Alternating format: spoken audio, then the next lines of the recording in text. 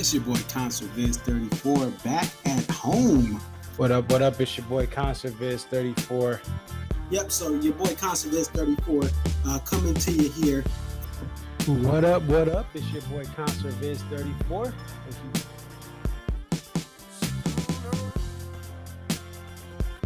Aria. Okay, so this is Aria, and just tell us a little bit about yourself and about your love for the Dave Matthews Band. I've been a fan of the band since April 28, 1998, and if you recognize the date, that's when Before These Crowded Streets was released. Alpine is definitely a better venue than Summerfest, but we'll take it. I think I've been going to shows for about 20-something years. I always tell people, like, compare DMB to now to when I first started. And I got started, in my opinion, I feel like I got started late. Like, I was at the very end of the band's prime. I feel like that 03 to 06 was like the end of the prime. 07, 08 was like, you know, we're at the very end. And then when Roy passed. But Dave really, this is the thing. Dave has put, Rashawn has been assigned the quarterback of this team. He is the coach, the play caller. He designs the jams. Dave just shows up and plays whatever he's going to play.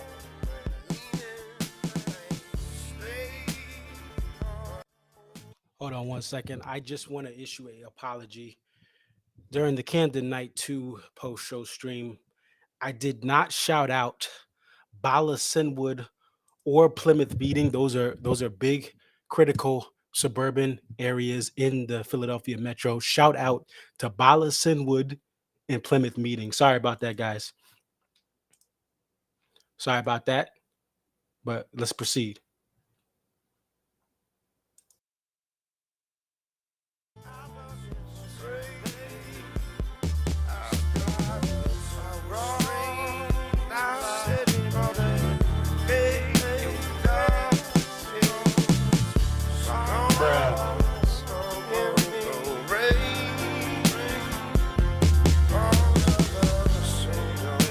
Riverdale, what up? Macon, Georgia, home of the other Almond Brothers, what up? Marietta, what up? Peachtree City, what up? Stone Mountain, what up? Bankhead, what up? Buckhead, what up? Lumpkin, Georgia, the birthplace of my grandfather. R.I.P. Grandpa, what up? Richland, Georgia. Grandma still doing well. Shout out to Grandma, her birthplace, Richland, Georgia. Shout out to my cousins in Albany, Georgia. My cousin in South Atlanta. East Atlanta, what up? DeKalb County, DeKalb County. Cobb County, what up? Sorry, the baseball park messed up your taxes. Fulton County, what up? Shout out to Lake Hood. That's where the show should have been. Clayton County, what up? Forsyth, Georgia, what up? Savannah, by the coast, what up? Shout out to all the fishermen in Lake Lanier, what up? You fishing out in Lake Lanier, what up?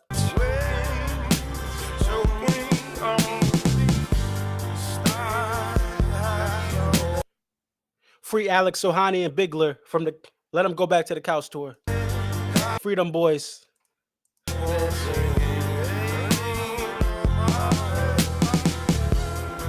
Kumi DMB, show number 40. Shout out to you.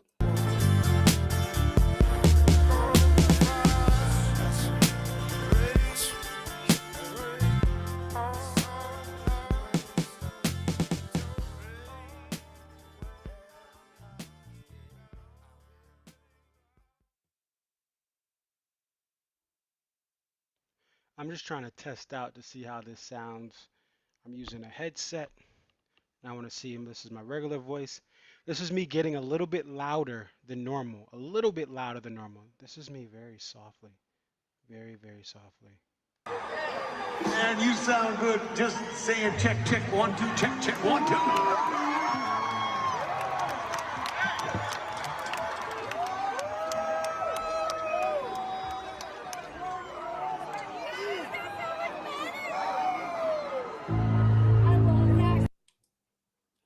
What up? What up? It's your boy Concert Viz 34. Thank you guys for tuning in to the post show stream.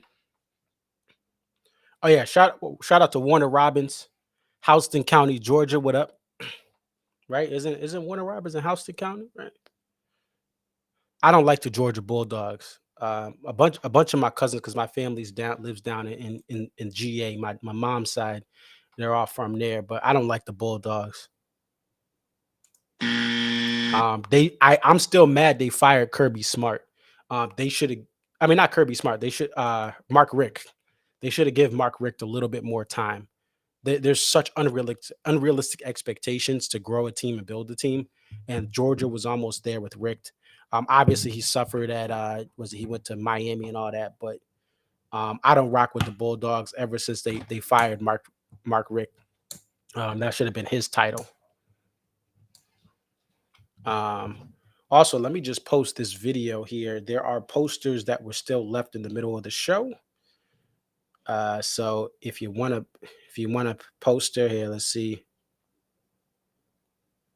So I'm going to note that posters still left mid-show per John Dix. I'm going to put that on Twitter. Thank you guys for joining. We're going to talk to Kumi DMB. He's driving back home. I'm going to call him first. Let's get the set list up here. Shout out to Zaz Corp with the poster. We'll talk about that as well. And we'll talk about some of the lawn area shenanigans, people being asked to sit down, which I think is whack. I think, man, like, bruh, this is bruh. Like, I don't think that's cool. If you want to sit down, sit in the back. My boy Mark was in the front of the lawn, and they told him to sit down. And I just don't think that's cool. I get it. Georgia could be hot. I remember going down here in July of 05, I think it was 04, 05. I think it was 04. Because I went to a Braves game in 04. I went to the Vet for Phillies Mets in 03. That was the last year the Vet 04 Citizens Bank opened up. Yeah.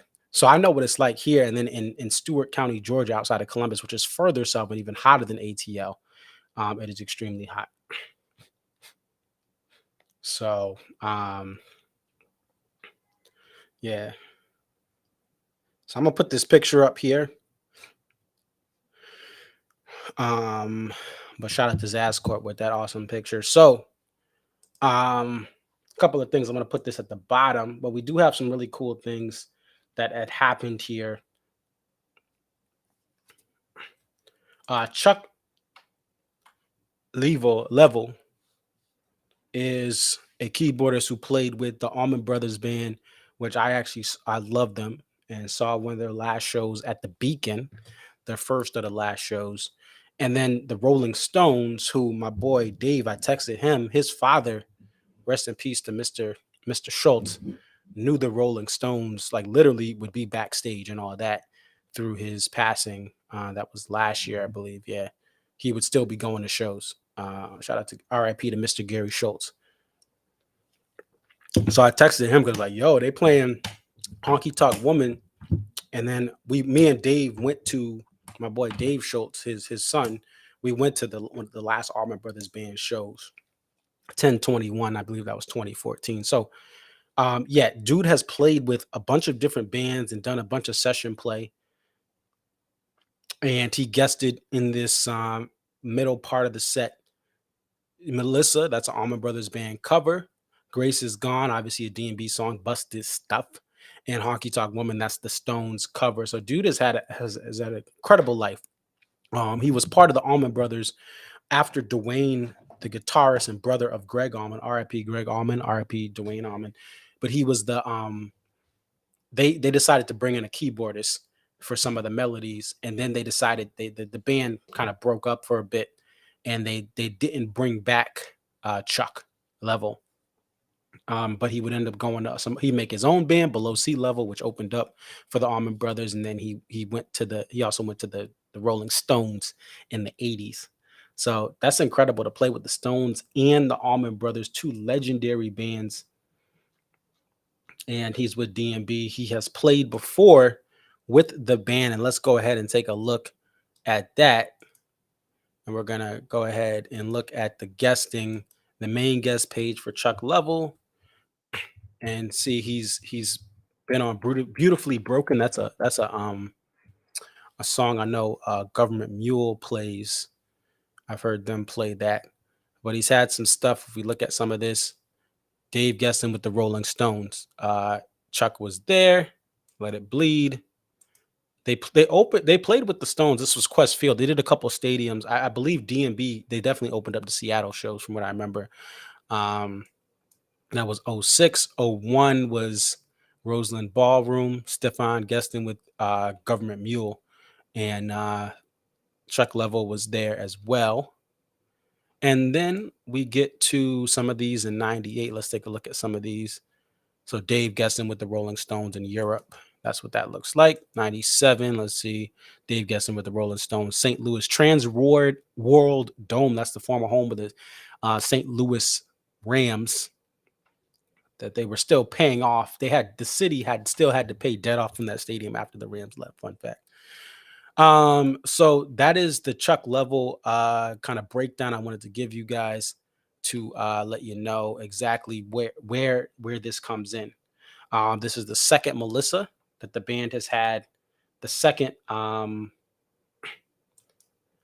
Melissa of the tour, and the second Melissa at this venue. The band has played with the Allman Brothers at Piedmont Park. They've also covered Allman Brothers songs in the Atlanta metro area. Again, Allman Brothers from Macon, Georgia, a little further outside of ATL than some of the real close suburbs, but just down the line. Shout out to Macon, GA, where the Allman Brothers origins are, back where it all began. Chuck Level also played.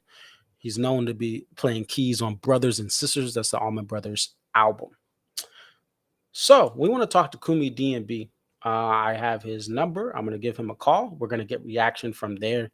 And then I'm going to see if we can get some other fans on. I don't know for sure here as well. Oh, Baby Blue. Hey, Baby Blue. First Baby Blue since 12/14/12 there. And if you were listening at the beginning, that two-step had a little bit of a buddy, had a little bit of a fun buddy diddly here. And let's go ahead and listen to that little bit here. This was Buddy.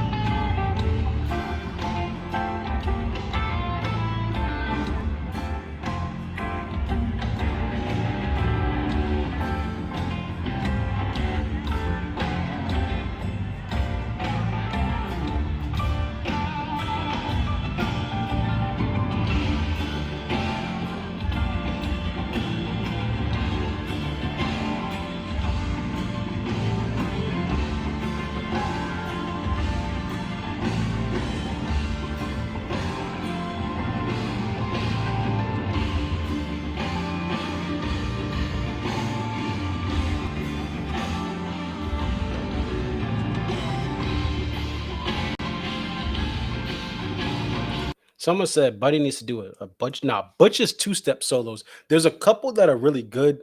That's, to me, the weakness of Butch. Some of those two-step solos from Butch were just like this little reggae rock that Buddy did allowed for other players to step in, like Tim and the percussion of Carter. But yeah, them two-step, again, never saw him live, but the tapes I've heard and the live tracks I've heard, there's a couple times. I want to say the SPAC live tracks 11 or 12, whatever one that was, that's not that bad.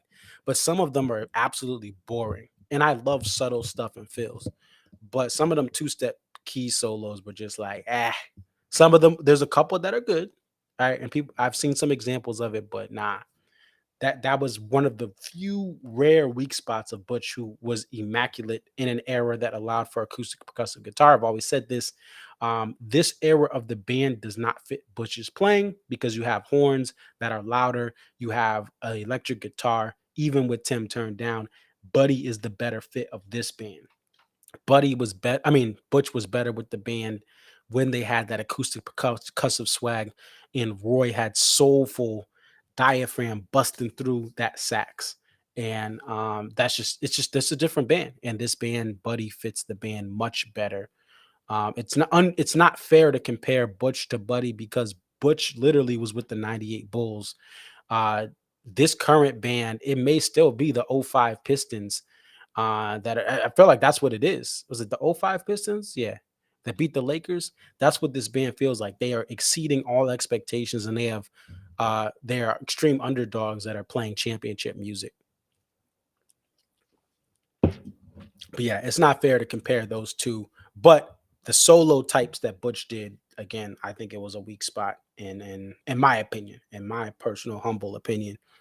Of all the stuff he did, everything else was absolute fire that Butch did. Here, let's go and call Kumi DMB. We're gonna get him on the line right now. Show number 40. Always. Time passes by. Got ABI. Spaceman in 27. Shout out Kumi DMB. We're gonna reach out to him here.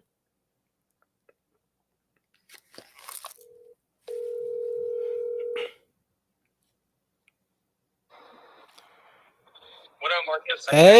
Hey, we just were saying congratulations on show number 40. Dude, thanks, man. It's awesome. It feels great to have 40 shows on my belt now. Yeah. And tell us about this show. What do you think about this show? I loved it, man. I mean, it was great to be at my home venue, and you put on a killer set. I mean, obviously, we had an awesome guest also as well. But that Baby Blue Liberation came out of nowhere. I had no idea that was coming. That was sweet. And obviously seeing the American Baby intro for the first time was awesome. I was looking forward to that. Hopefully, I was hoping we were going to get that as well.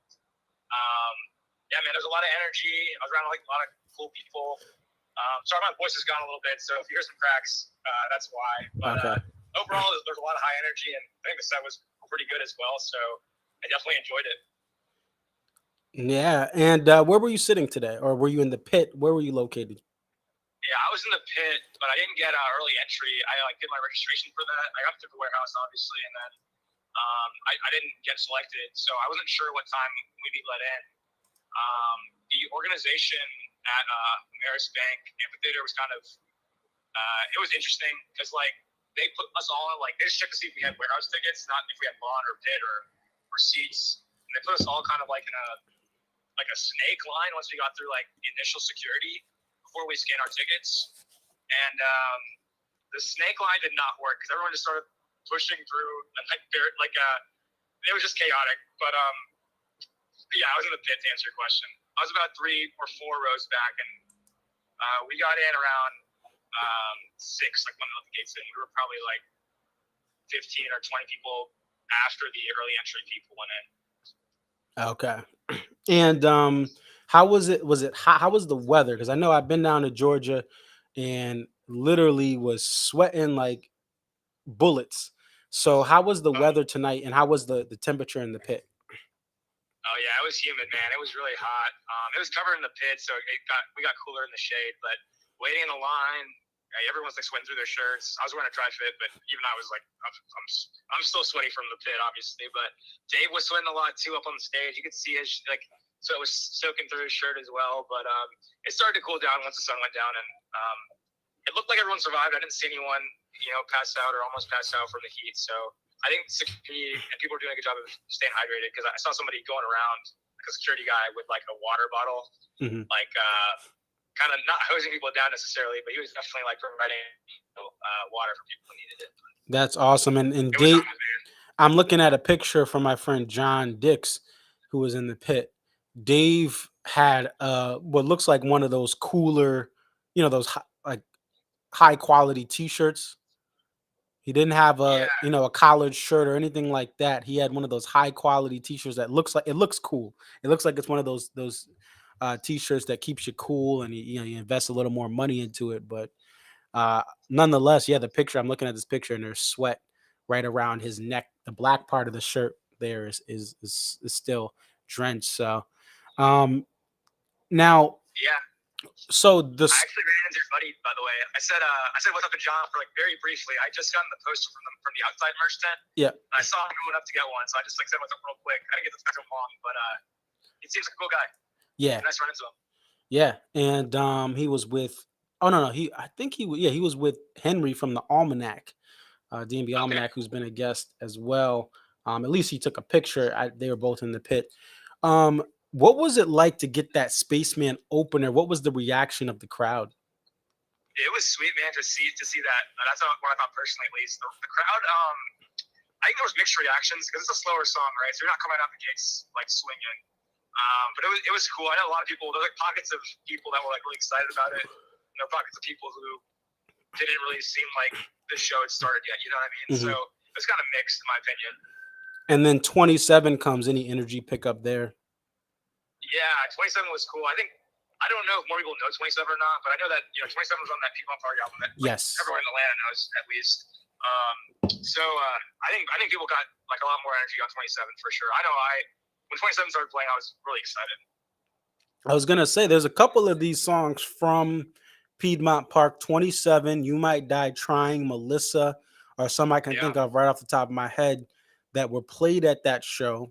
In One Sweet World was played at that show, just off the top. So it's interesting that he kind of rotated some of those Piedmont songs in to this crowd. And it's the third Spaceman at this venue, which is pretty impressive for a song that's not played that much. In the second, Melissa. What was the loudest moment of the night in the pit? It's a good question. People really got, obviously, two-step up closer. People got really excited for that. People really got excited for Lighter and Graves also.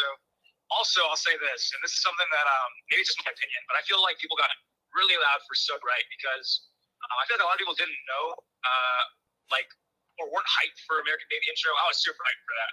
But I know a lot of people around me were like, because it's a slower song, right? And if you're a casual fan, you probably don't know it.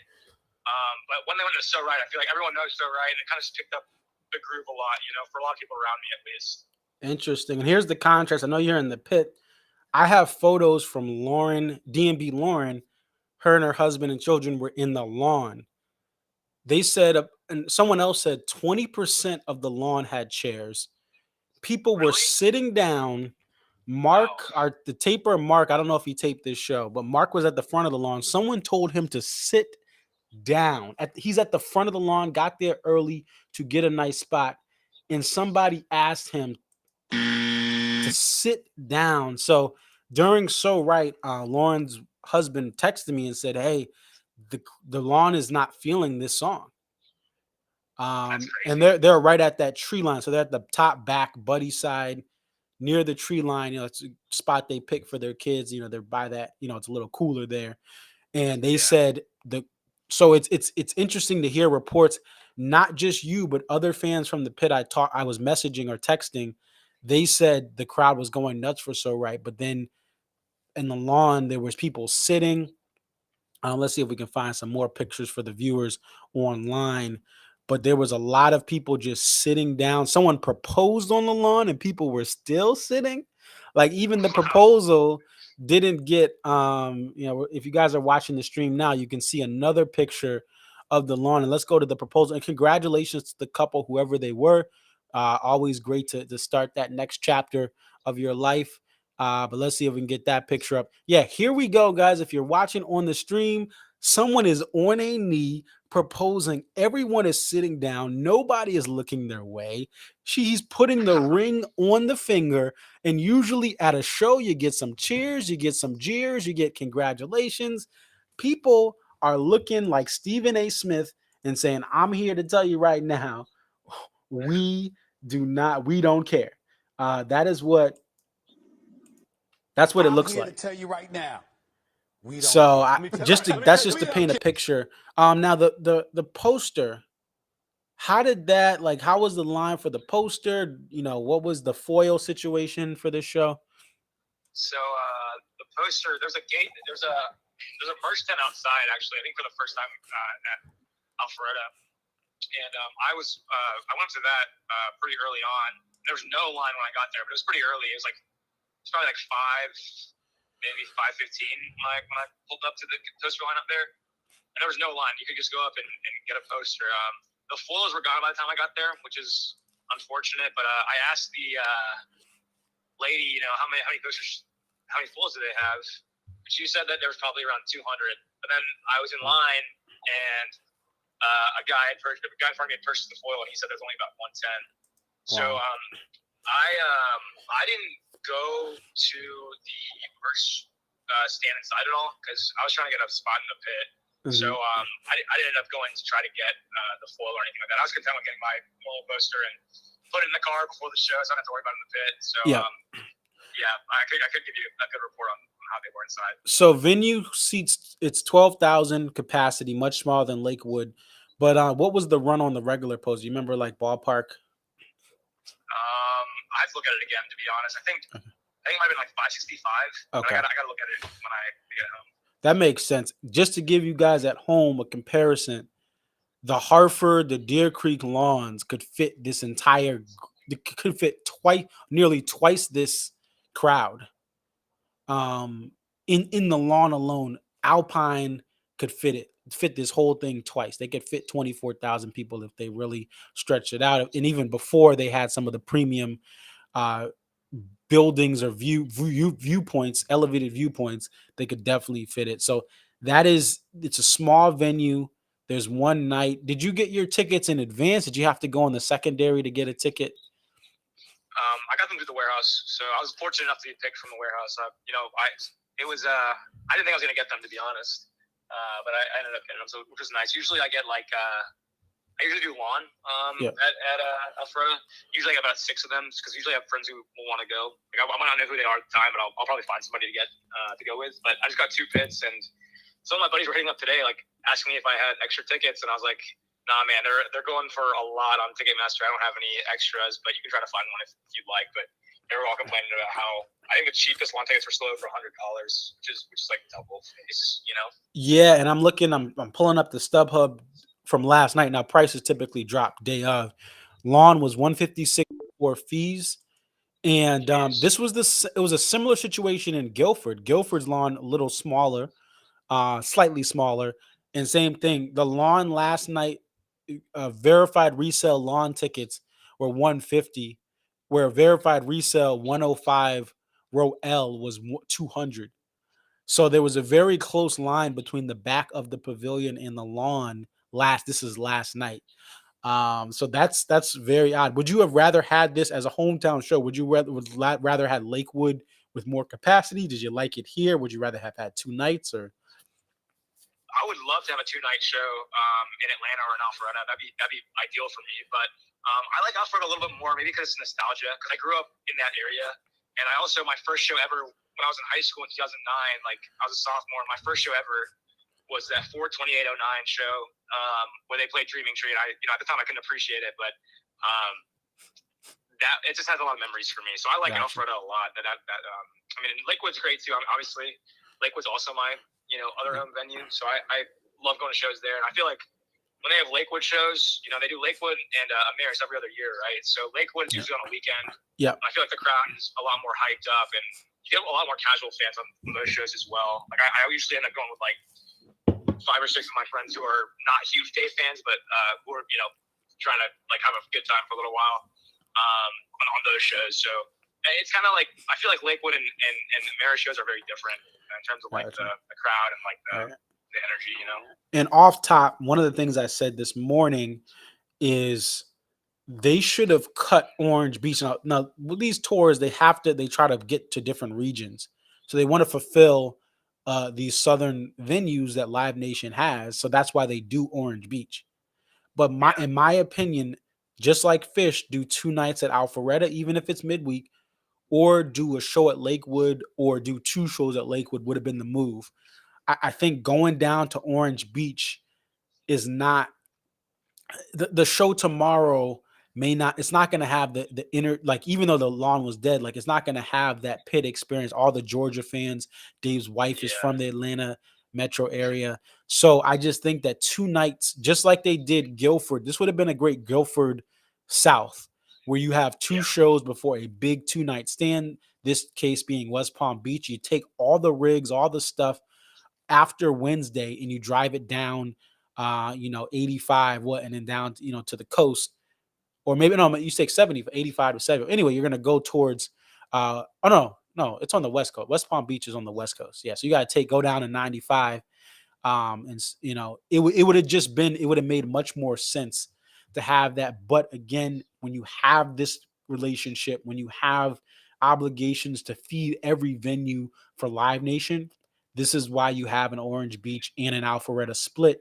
versus 2 nights at Alpharetta, which again, Fish does, but Fish does these 2-night stands. They don't do, even at Orange Beach, they'll do 2 nights there. They do less shows, more 2-nighters, but it is what it is. Any final thoughts? Yeah.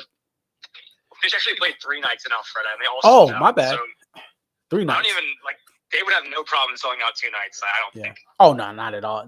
I think you would get more people. People go to these shows. Like I know some people from New England that came down to this and doing West Palm, but if you have 2 nights here, you have you just have an extra special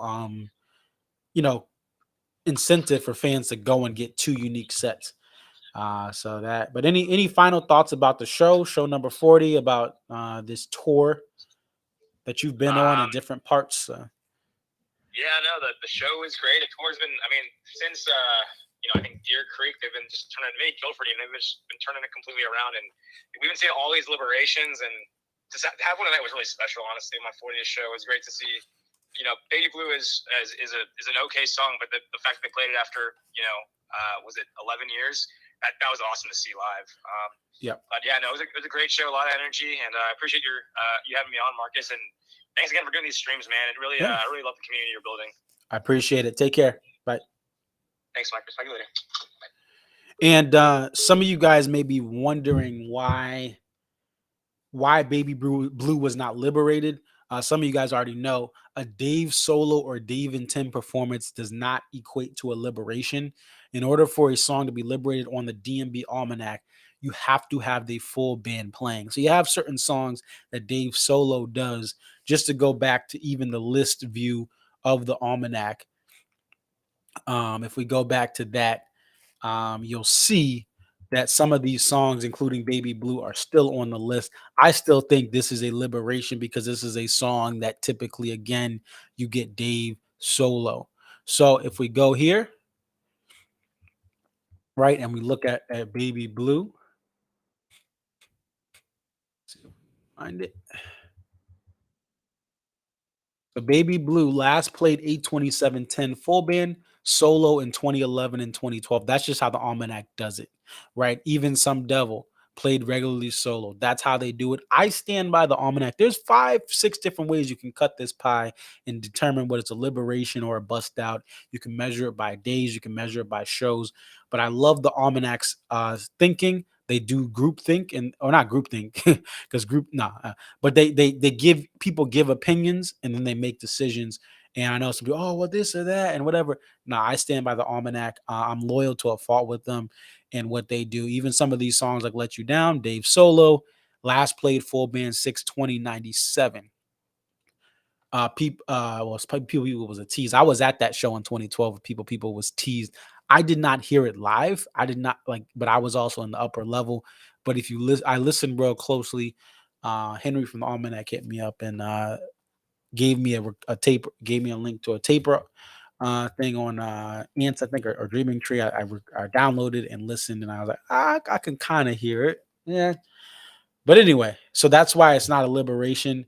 It's because it was not full band. So that's just a little thing. All right, we're gonna bring on the homie. He was in the pit too, with Kumi DMB. We're gonna bring on John Dix, who, by the way, he is going to the Gorge like a week before his wedding. Homie said, "Listen, I'm going out. I'll see you at the wedding. Peace up, A-Town down. Because of the set list, guys. This is an because of the set list that we had over the last month. John made the executive decision to get a hotel, get lodging, get all the stuff set up, and then he's gonna head out to the gorge. So that's just a testament to what this tour has brought out for people to make these last minute decisions. When the tour is whack, John's gonna stay back and not go to this show, but he goes. So let's bring on John. John, how you doing? Put some respect on my name. Spell my name correctly. It's John. First off and foremost. Uh-oh. Put some respect on my name. Oh no. Let's edit this. D's. Is the spelling correct? All right, there we go. We're gonna edit that. There we go. There you go. D. Right. You didn't have D's. Check the spelling. All right. So walk us through this show. What'd you think? Man, this show did not feel like a Tuesday in Alpharetta. I mean, but the band has been on fire since Deer Creek. I don't know what is going on with this band, but they are reinvigorated. Every night they're pulling something new out, it seems. Honky Tonk Woman, did not see that coming. Baby Blue, did not see that coming. Didn't see Lana Gray's reprise coming. I didn't see Water in the Wine coming. It was pretty good. We got the reprise of Graves, which was great. Let's talk about that reprise, because I was watching a DMB Tampa Bay live stream, and it's like he stopped for a good 1 to 2 minutes. Yeah, he did. He paused and they talked about it, it seemed, and then they went back into it. And it wasn't like the crowd was asking for it either. So I don't know what motivated him to go back, because I've gotten Graves at Creek, SPAC, and in Texas, I want to say, or maybe Nashville, I'm not sure. But they haven't played the reprise all year at any show. This was my 10th show of the year, and they haven't played the reprise at all. And so it wasn't like the crowd was like egging them on to play it. So I don't know what made Dave just go in and put the reprise in there. I thought the reprise was like, RIP. So I was really surprised. How do you feel about it? Is it a big deal that he doesn't do that? Is it a big deal that he does? Like, what do you think? The way that I feel about it is like tonight, what made tonight's show fun for me was like, if I go to a show now, tonight was 110. If I get one thing that I did not expect coming, I'm elated. If I get one song that I wasn't expecting, I'm elated. I got the reprise, wasn't expecting that. I got Baby Blue, wasn't expecting that. Got a guest, wasn't expecting that, and the guest sang. And then we got Honky Tonk Woman, which is a cover that I've never heard. And then I got Two Steps, So Right. I mean, this show, for a middle of the week show, this show was epic. Now, did you see we were talking about the lawn. Did you see the lawn folks sitting down in the back, or was it too far away? Yeah, I wasn't paying no attention to the lawn. It was another planet out there. I don't know nothing about that. Those peasants on the lawn. Nah. But people were sitting down. I don't know did you see the picture I showed of the dude proposing? No, I didn't. That was cool though. That's really cool though. So he proposed, but nobody reacted. I was like, "Hey, yo!" Did his fiance or girlfriend say yes? Yeah. So she said yes. It appears, but let's pull up. Lauren had this. Oh, that was like early in the day though. Yeah, so it was earlier in the night. It was late in the evening, and look at this. People are sitting down. Some ladies looking back like, I don't know what's going on. I think Dean probably should have got friends and family involved. It looks like he just kind of just judged from that picture. It was kind of like he just pulled it out of his hat. Yeah, because a lot of these proposals on the lawn, they're more orchestrated than what you believe they are. That's true. Yes, because there's people around them, family, friends, or at least their DMB friends that are there, and then they all cheer. But I mean, tough crowd. Jeez, people all sitting down. Like whatever. American Baby Intro, cool. Now, what do you think about American Baby Intro as far as the crowd? Like, did the crowd react to that, or were they in the pit? Yes, in the pit. From where I was at, everyone reacted to the American Baby Intro into So Right. That one really got a real big pop from the pit. The pit was very casual where I was at, but I was on the back of the pit, and it was a lot of casuals talking and in and out, which is to be expected. But they were there were fans there that that knew all the songs and whatever.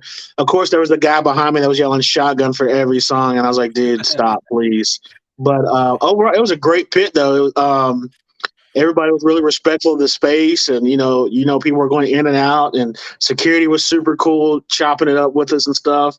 So it was a great pit crowd tonight. It was a little bit more oversold than previous years, but it still was enough room in the back to where you could have space and everything. But it was really hot tonight, though. But the pit was a good place to be tonight. Gotcha. And then we got the Baby Blue. Had you heard Baby Blue before? Never got it. I never got Baby Blue. So like I said, so when he pulled out that 12-string, that mini 12-string during the encore, I was like, what the fuck is he going to play on that? Like, because, of course you're not expecting Baby Blue tour debut like this deep in the tour. Yeah. So I was like, what is he going to play? Maybe I thought we were going to get just a whole new song, honestly, that we haven't heard before. So, but when he busted out Baby Blue, I was like, oh, cool. I got a song that I never heard before. So I was really excited and happy about that, even though a lot of people were talking during it. And that's the only thing that's frustrating about that E1 spot. I wish Dave would rethink the E1 spot because, like if you're at a SPAC Deer Creek Gorge where the fans are really like hardcore and they know like how to be respectful, but certain crowds like this, I think you should just play like Granny, Best of What's Around, Trippin' Billies, Ants, something in that E1 spot that's just going to keep the crowd going. Because when you like play like a soft song, people are not respectful of the song. Like it's Baby Blue, like he hasn't played it like in 10 years. Like stop talking. That was my only gripe about the show, was like people were not respectful of the E1 spot. Gotcha. And yeah, that's a thing where when you're in midweek like that, you gotta put some respect on that. And I don't know if you saw these signs, dude. He has a little thing, and someone said 54 shows I have not heard Halloween. Not shocked, because Halloween is not played that often down south. So if this dude is in the ATL, it's very common that he may have not heard that song. And if he, it's one of those crazy stats there. So are you going to West Palm Beach too? No, my next stop is Gorge. Like, so this was supposed to be my 10th and last show of the summer tour. Then after Camden night 2, when I saw that Dreaming Tree opener, I was like, man, they really are, every night, because this is probably the best album tour, in my opinion, in like since maybe Big Whiskey, before Big Whiskey, I would say. This is definitely the best tour since 2018 in the Buddy era. The 2023 tour is by far the best tour in the Buddy era of the band. I mean, they're still bringing out new debuts this deep in the tour, and we're like 3/4 done with the tour, and they're still debuting things. They're still mixing the sets up. I mean, you got American Baby intro in a So Right, Graves. You got a Honky Tonk Woman. You got a Baby Blue, a 2-step closer. This deep on a Tuesday show. I mean, I got a Pig opener in Mississippi. Like in 2018, you wouldn't have got this much variety. I can't see anyone complaining about any of these shows this year. I'm not really plugged in on the message boards like I used to be, but I just can't see anyone leaving a show this tour and complaining. Like, what more can you want from a 2023 DMB right now? Like, they're bringing everything that they have. If anything, the people complaining are the casual fans who want Ants. You and Me comes back for the first time since the day before I went Forest Hills. So I think the only complainers are the fans who want the hits. They still brought out the hits, though. They had this, man, when they played that Satellite Fake, the top came off the spot. It was crazy when they played that Satellite. Right. But fans want, there's some casual fans, and I've seen some chatter here and there. Not everyone. I think the thing is, the fans online are all hardcore anyway, even if they like these horrible songs. Anyway, no. But the thing is, there's been some chatter about, I didn't get Ants. I didn't get Crash Into Me. Even Don't Drink the Water hasn't been played. There's been more Rapunzels than Don't Drink the Water this tour. There's been 11 Don't Drinks and 18 Rapunzels. So it is one of those tours where if you like Don't Drink, even if you like, again, Ants marching, trying to think of some other ones. Like Graves is a hit, but it's not as big of a hit as those songs. Well, You and Me was the only really weak spot on the set list. I was gonna say that was the one weak spot, and I'm glad I never got it for my entire summer tour, but it came back. And let's look at, speaking of great tours, shout out to the corner of Gray Street. They posted this set list from this is from Charlotte 2013. Crazy Easy, Running Down a Dream, Kit Kat Jam, If Only Cutout, Broken Things, a couple songs in. And I think this is the best tour, or as equally or better than 2013. Now, I said this, right? You have this Charlotte show. You also have the entire May to July portion of that tour was amazing. The Hartford show's only number 34 teaser performance at the venue's 34th show. Running Down the Dream, tour debut, Broken Things. Rhyme and Reason was played that show. Drunken Soldier, Hartford Night 1, Hartford Night 2, Spoon, Blue Water Partial. I got in Mansfield, Victor Wooten comes on night 2. I got 3 captains out of the 4 show. No, out of 1, 2, 3. No, out of the 3 shows I went to in 2013, I got captain 2 times. And the only reason it wasn't played all 3 times is because 2 of the shows were in Hartford. So they played it in night 1 of Hartford. They did night 2 in Hartford, and then night 1 in Mansfield. They did it. And night 2, I still regret Mansfield. That another thing, 11 captains. Blossom and Camden releases are fire. First ever back-to-back Halloweens at a 2-night stand in Alpine. And this is just the surface. The SPAC shows were incredible that year. So this is the one year that I think you could kind of say is the last, like, obviously Caravan is a Caravan. It's on a whole nother level. But this is either the best since 2013, and I think it may be surpassing just because, like you said, this late in the game, we're still getting a bunch of bangers. Like after Alpine, right, for 2013, I'm sure there was some stuff here and there, but there weren't as many stuff like this. You weren't getting Baby Blue late July of the 2013 tour. So I think this tour may edge out 2013 just because of the band obviously has a better mix, and the band is doing things late in this tour that you didn't get at SPAC. You didn't get at Wilmington. You did actually imagine going to Wilmington and Charleston. Imagine going to those 4 shows. And I'm sorry if you went to those. Imagine going to those 4 shows and then seeing what they're doing now. Like, there are so many things they're bringing out, and there's been so much improvement since then that I think this June, the last day of June and July of 2023 is just incredible. It's insane. Like, the band, like when people complain about the band being lazy, that's not applicable to this tour. Yeah. And I just wish I was a fly on the wall to know, like, what is the difference, like, between this year and last year? Like, what is the difference? Because this is an album tour. So, I mean, if they were, like, playing, like, 6 album songs a night and this Recycling by You and Don't Drink, I mean, I wouldn't be surprised. You know what I'm saying? Right. It would not surprise me. Absolutely.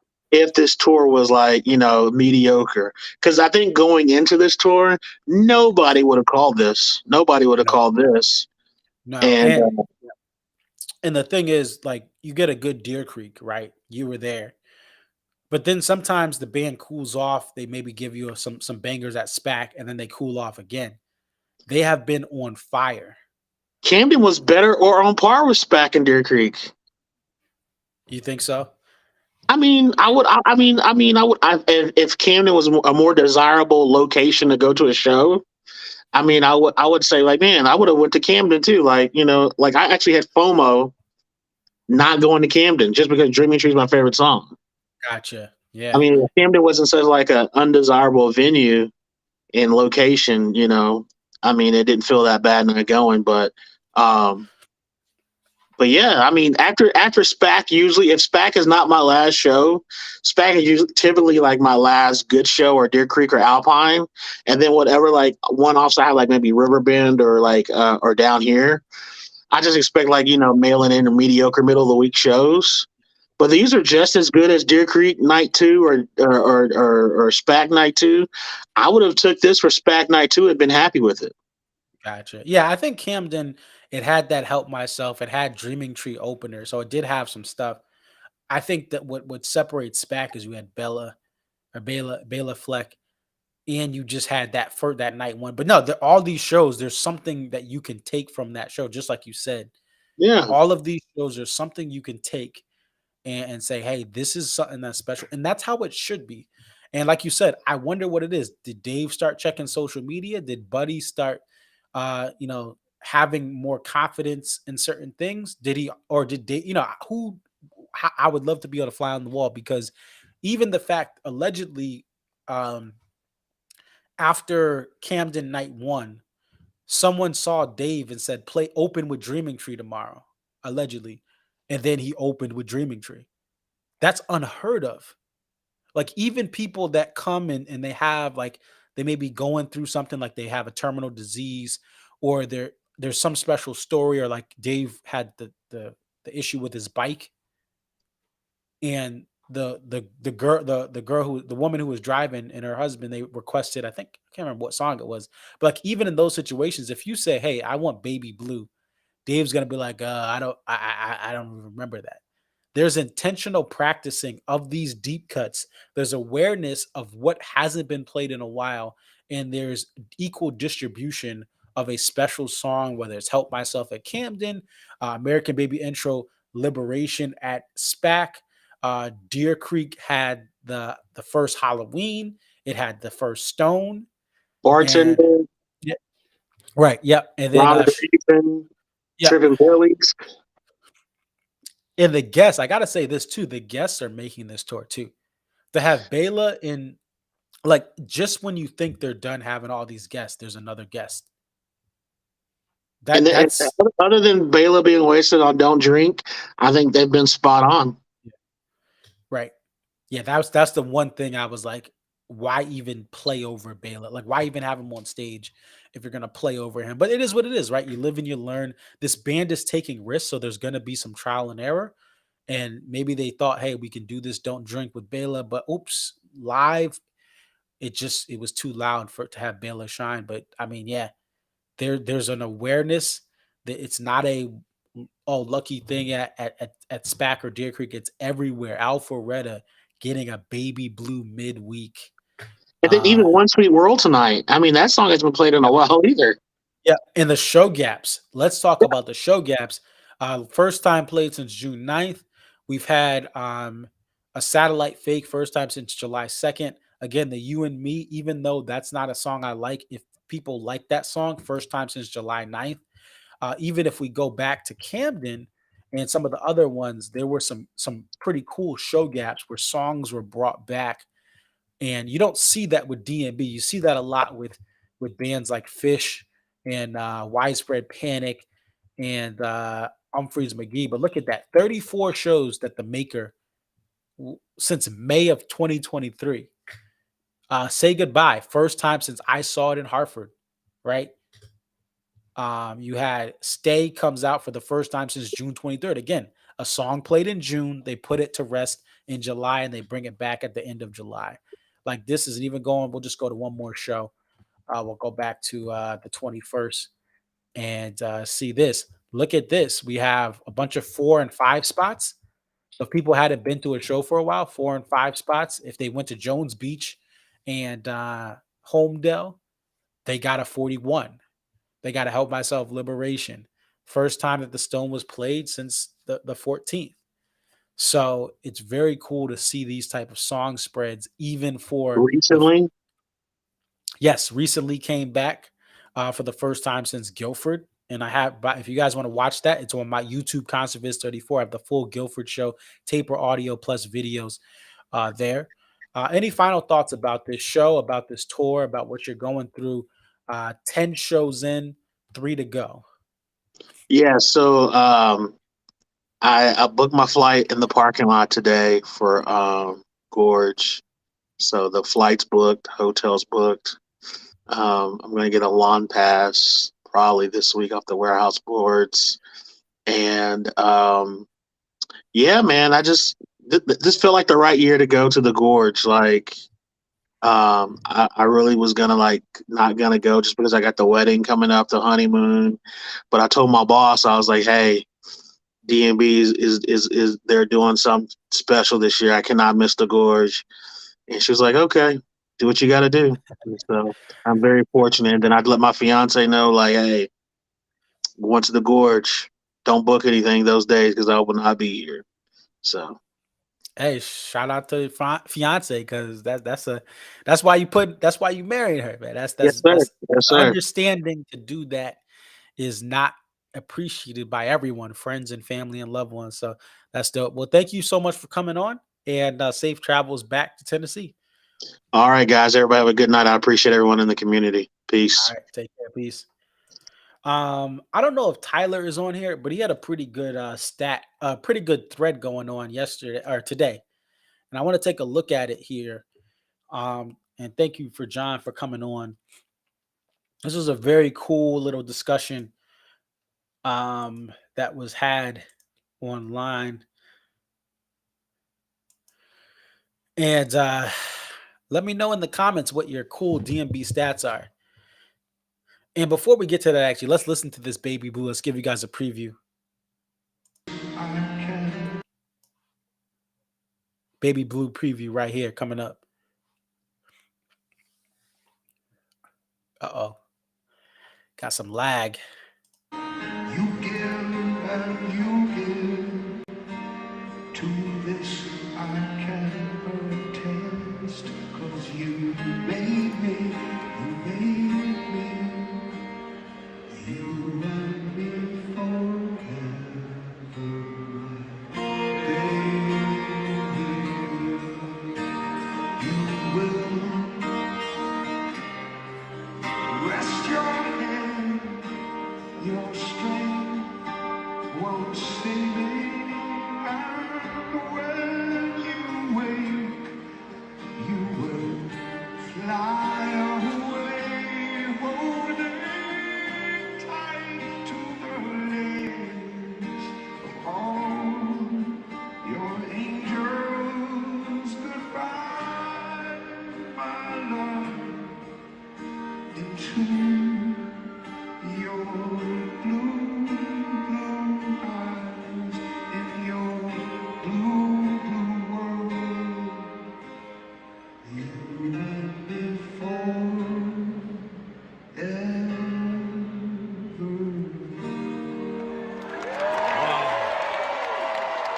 Thank you to shout out to DMB Tampa Bay who live streamed a lot of this. I really appreciate that, giving us fans at home a good perspective.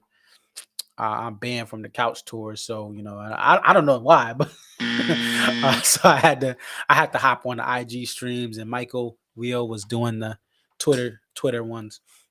All right, let's go down to this because and this was awesome. Yeah, first you and me since the day before I started going on tour. Great for those who got it. I'm not who like it. I'm not a fan of it, but different strokes for different folks. If you like it, good for you. It was banned from my wedding.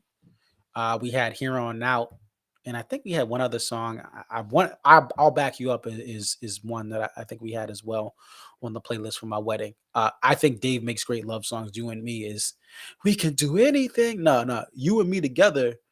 Like you got to back me up. You got to put in the work every day. Oh, shout out to Patrice Bergeron. I'm a Flyers fan. I despise the Bruins growing up in New England, but Patrice Bergeron retired. One of the most respectable players in this current era of the NHL. He's retiring. I have seen him at least a half dozen times, if not more. But shout out to that. Let's go to that thread though. Let's see, where is it? Got to find that thread that Tyler had pulled up. Shout out to Tyler Hensley. Where is it?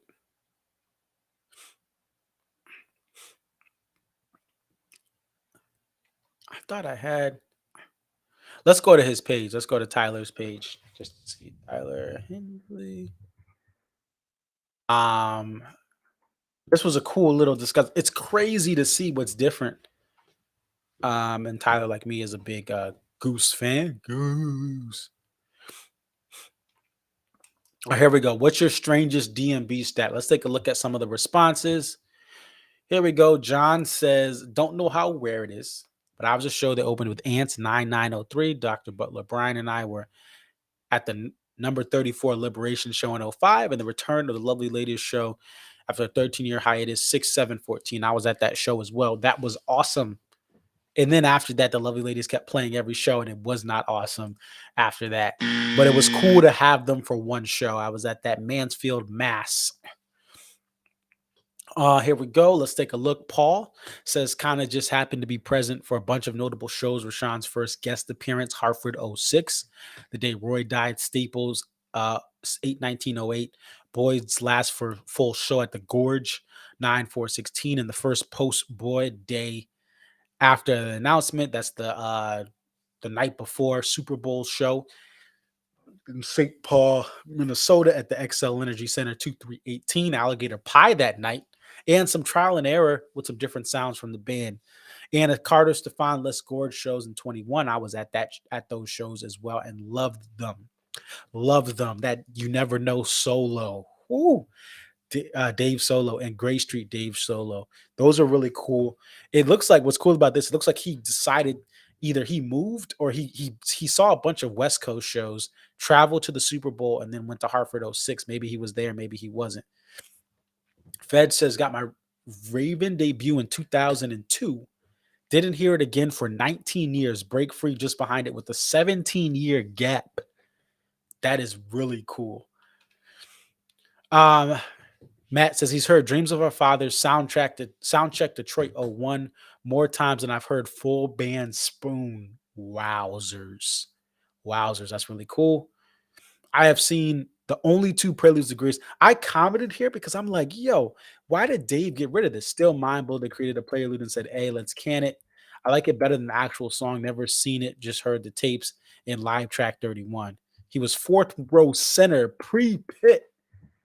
That is like, bruh. That's pretty dope. Dustin Morgan there with a cool little stat. And let's go back. Let's go back here. Let's zoom down. Took him 25 shows to get Satellite. Hey, that's a good run. Cool stat. Seen Shotgun 6 times out of the 42 times it's been played. He didn't go to any 06 shows and only one in 07. That is impressive because Shotgun was played a lot in 06. Christmas Song and Halloween in the same show. Was that MSG? Did he go to MSG? Did they play Halloween? No. They played Christmas Song but that wasn't. But that's pretty rare. 119 shows and only one Raven. Wow. That's crazy. 2 Sweet Up and Downs, 4 Virginia in the Rains in a row. Never heard Billy's Gravedigger, Pig, or Toast. He never heard Two Step. That's wild. How many shows does he have? Let's take a look. 9 in all since 2018. Okay. Still 2 Sweet Up and Downs and 4 Rains. All right, fun to read the answers. In my first 24 shows, I saw Spoon Liberated twice. Wow, that is dope. Heard JTR my first 2 shows in 2000, Never Again, and 50 plus more. That's believable because JTR was played a lot that year, and if you're in the West Coast, you hardly get it. If you're not in an area that has rain, you hardly get it. I don't know where he's based out of. Oh, he's in Houston. That makes sense. Yeah. So if he's in Houston, that's going to be something that you don't get there. You got to come to the East Coast. JTR has been played in Houston, I believe. I mean, in Texas, but again, you got to head west. And it was played in Rogers, Arkansas. If I'm looking at my stats right, just off the top of my head. Seek Up 7 times in 24 shows. Halloween and Spoon 0 times. It's definitely 2 songs I'm chasing. Here's Don Dingo, aka Hines, in the chat. Mines are not strange, but the song that Jane likes follows me everywhere. Not a huge fan of it either. I always get Jane. 26% of the shows it's attended. Get Jane. 52 and 53 this week, and I only count full band stats.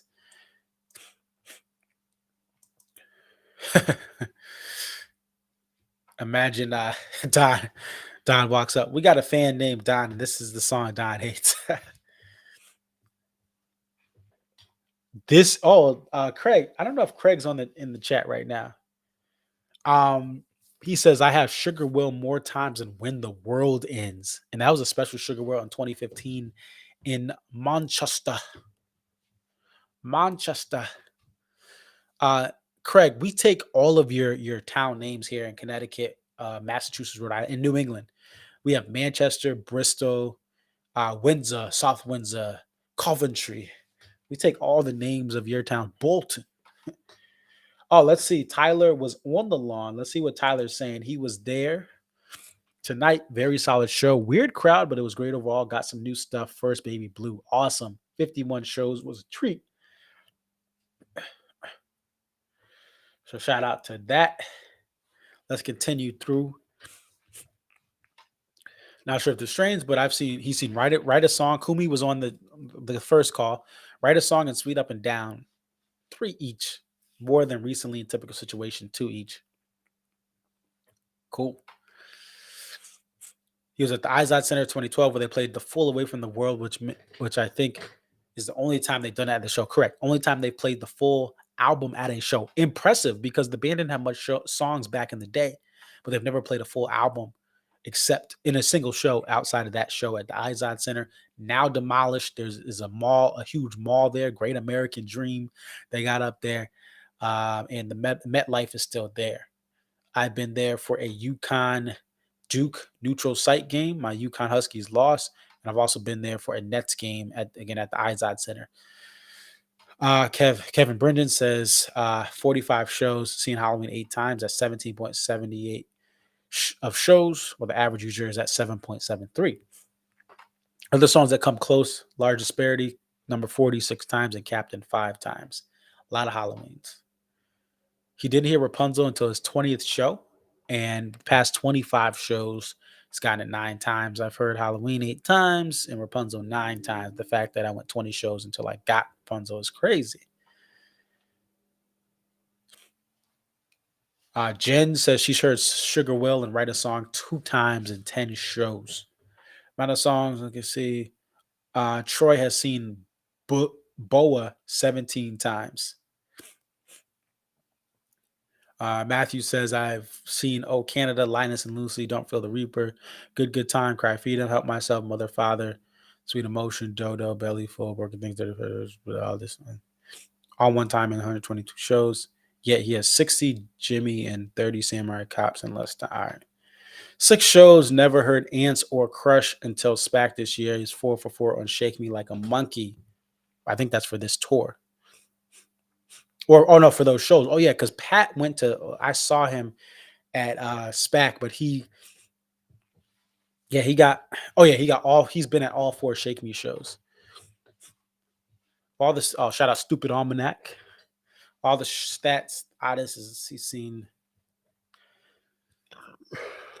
STDH, Sleep to Dreamer, 9903. Then it was liberated in 72806. It was geeking, but no one cared. Missed the 7905 liberation of number 34 because he was on house arrest. And Whoopity, slightly stupid, right? Pretty cool to see some of those. Blue Water 3 times. True Reflection. Liberation, 40, Liberation, Joyride, Christmas Song, Sleep to Dreamer, Captain, Christmas Song, all liberated at shows he's been to. He's seen Butterfly. I've seen Butterfly as well in Hartford, and that was one of my earlier shows. Song debut list is wild. PJ Carefree says, not necessarily strange, but 36 out of 72 shows end of this year's Labor Day weekend will have been at the Gorge. Yeah, that's a lot of shows at the Gorge. Henry got a complete, that's Henry from the Almanac, got a complete Little Thing at my first show. Darius Rucker on Granny at my second. Marilyn Manson cover at my third. The last entirely complete full band Let You Down at my fourth. That is crazy. Shane's been to a show where they played the same song start to finish twice. One point a couple years ago, he had seen in person 7% of all the Dreaming Trees ever played live by the band. I thought it was a pretty high percentage for an uncommon song. Matt seen PNP 6 times, but Rapunzel 7. He must have been at that Philly show. Oh, no. PNP went into something else at that Philly show in 8. It was at 18. I'm thinking of something else.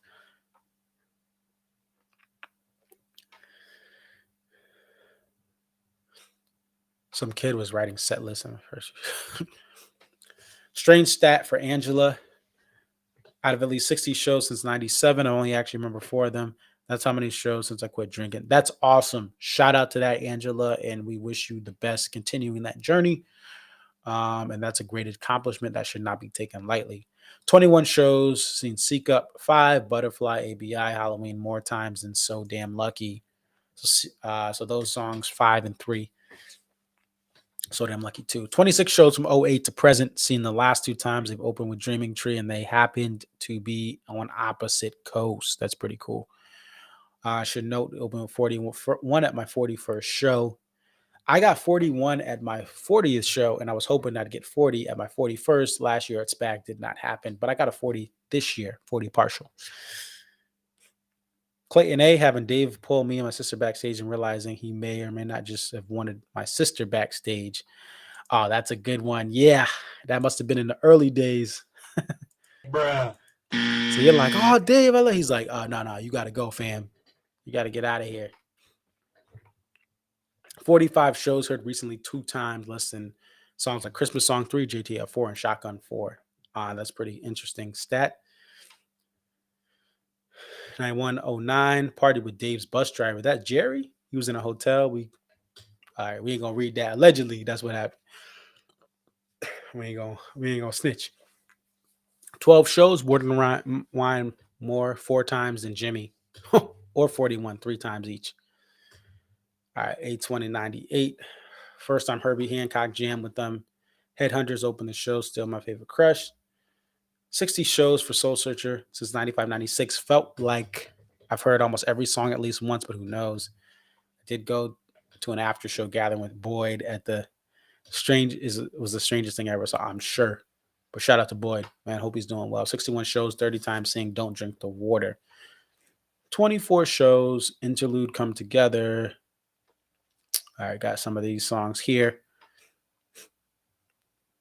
Where is seeing Forsaken Savior? I think a lot of these right here are from Gorge 21. Interlude to, if you want me to Forsaken Savior. Hey, Bulldog was at the Gorge. Want to Take You Higher was at the Gorge as well for that 2021. Oh, someone deleted a tweet. All right, there we go. That's it. Guys, check out this full show.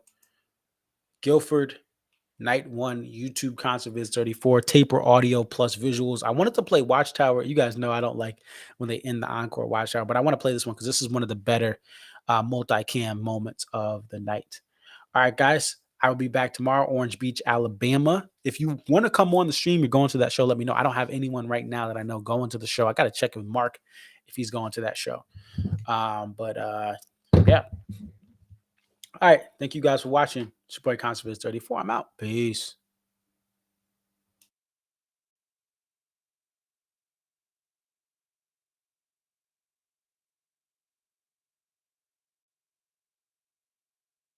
Oops, I didn't mean to click on that. I had that all preloaded up, and now it's gonna. All right, give me a moment. I've been waiting a long time for this. All right, here we go.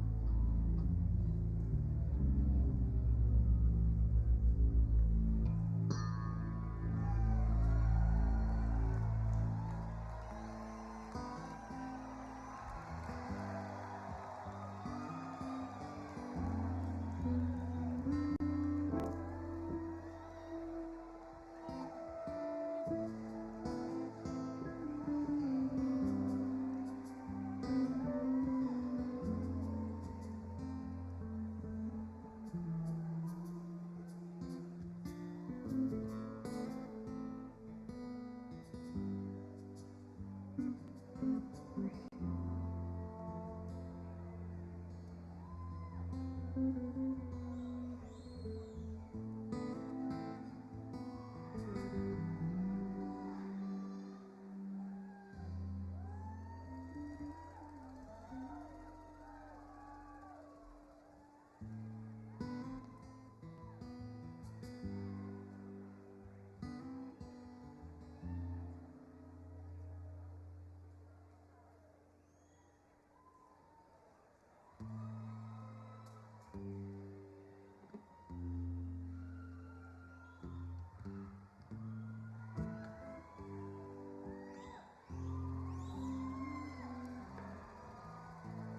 must be some kind of way send the joker to the thief. Too much confusion. I can't get no relief. Bells miss Betty, drink my wine. Oh, and the torment in my heart. None of them are long line. Know what any of it's worth. No reason to get excited. The thief kindly spoke.